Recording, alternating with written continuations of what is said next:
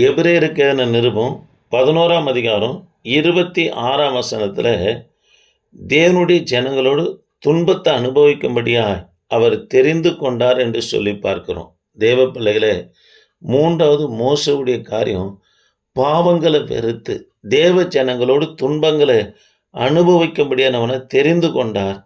தேவ பிள்ளைகளே, நம்ம கர்த்தருக்குள்ள வளர வளர அதற்கு மேலே நம்ம வாசித்து பார்ப்போம்னா மோச பெரியவன் ஆன போதுன்னு சொல்லப்பட்டிருக்கிறது. ஆக கர்த்தருக்குள்ள வளர வளர பாவம் என்கின்ற சந்தோஷங்களை, சிற்றின்பங்களை, களியாட்டு, உபச்சாரம், வேசித்தனத்தை, களவு, திருட்டு கர்த்தருடைய பிள்ளைங்க வெறுத்து பாருங்க, தேவ ஜனங்களோடு கர்த்தருக்காக துன்பத்தை, பாடுகளை சகிக்கிற பிள்ளைகளா நாம் காணப்படும் போது இனி வரும் நம்பிக்கையாய் காணப்படுகிற பரலோக ராஜ்யத்துக்கு நம்ம என்னவாய் காணப்படுவோம்னா பங்கு உள்ளவர்களாய் காணப்படுவோம்.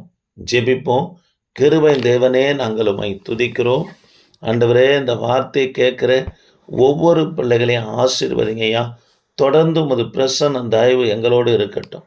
இயேசு நாமத்தில் ஜெபிக்க நல்ல பிதாவே, ஆமென்.